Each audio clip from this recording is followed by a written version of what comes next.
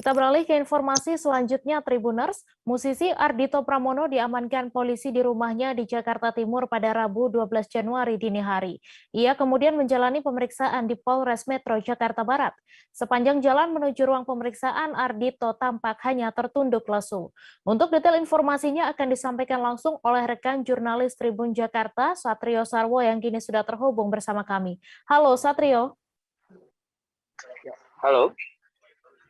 Ya, Satrio, silahkan dengan informasi Anda dapat dijelaskan bagaimana penangkapan Ardhito Pramono ini. Ya, baik.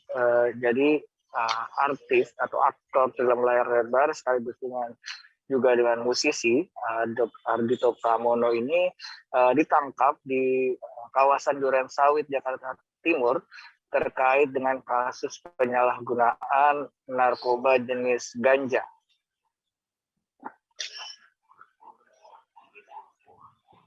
Ya, kemudian Satrio, barang bukti apa saja yang diamankan oleh pihak kepolisian?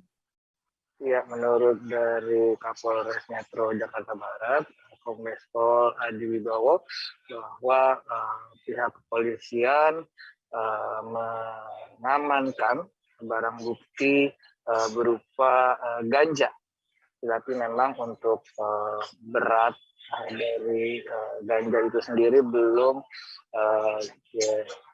pihak kepolisian belum memberikan keterangan lebih lanjut terkait hal itu. Ya, kemudian berdasarkan hasil pemeriksaan, bagaimana kemudian hasil urin dari Ardhito Pramono sendiri? Ya, baik, jadi sekitar pukul 4 sore kemarin, Ardhito Pramono datang ke Polres Jakarta Barat, dan juga di sana Ardhito melakukan pemeriksaan kesehatan dan juga pemeriksaan urin.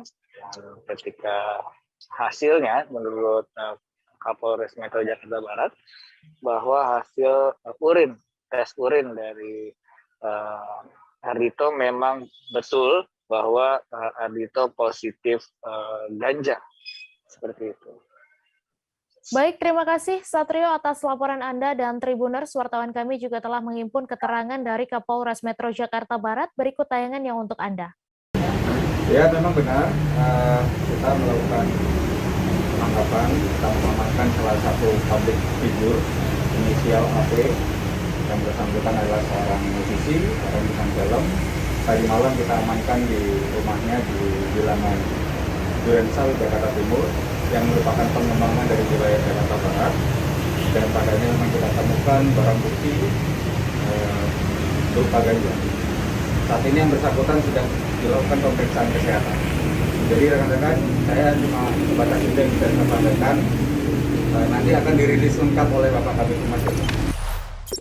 Jangan lupa subscribe, share, komen, dan like ya.